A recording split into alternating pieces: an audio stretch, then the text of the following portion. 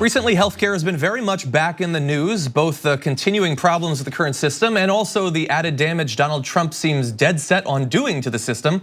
And joining us now to break down the current situation and how we might fix some of the problems is Representative Jamie Raskin. Representative Raskin, welcome back to the Damage Report. Thank you for having me, John. Very glad to have you here. So I know that you've been doing a lot of talking recently about some fixes you'd like to see to the current healthcare and health insurance system. But before we get into the solutions, from your point of view, what are the biggest issues right now with healthcare access and pricing that needs to be addressed in the near future? Well, let's see. The prescription drug prices is at the heart of it in some sense, because we've got millions of people, probably 1 in 5 or 1 in 6 prescription drug users who are having a hard time paying for their medicine. We also have 30 or 40 million people who are simply without health insurance, and that's obviously a crisis for them and for their families. There are millions more who are underinsured, and in a sense, everybody's health insurance is shaky because the copays and the deductibles continue to go up. So we are paying the most of any wealthy country in the world for our healthcare system, but we are getting very mediocre results when you look at the rest of the world. So that's the basic problem. But the prescription drug crisis is the most urgent problem that we've got to deal with.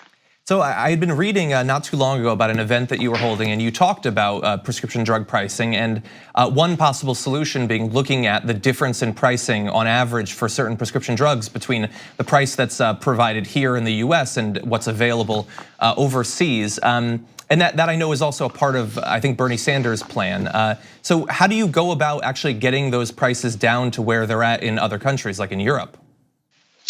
Well, we're going to have to come at it from a lot of different angles. One is through the Medicare system.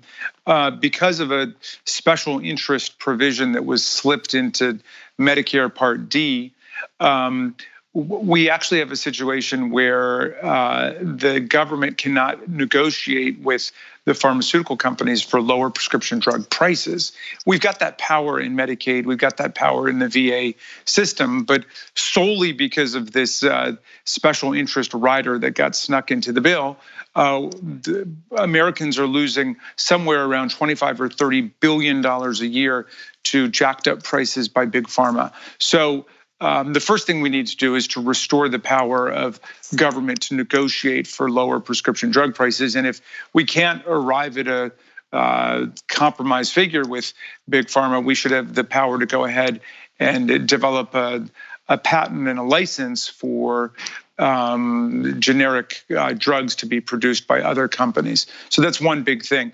But the other thing I'm very focused on is making sure that the exact same companies aren't charging our patients and consumers more for a drug than they charge for the exact same drug in the United Kingdom, in Canada, in France, in the Scandinavian countries, and so on. So, this is scandalous that we have the exact same drug being sold by the exact same company at a much higher price in America than it's being sold abroad. So we want to abolish that practice and make sure that we're paying what everybody else is paying.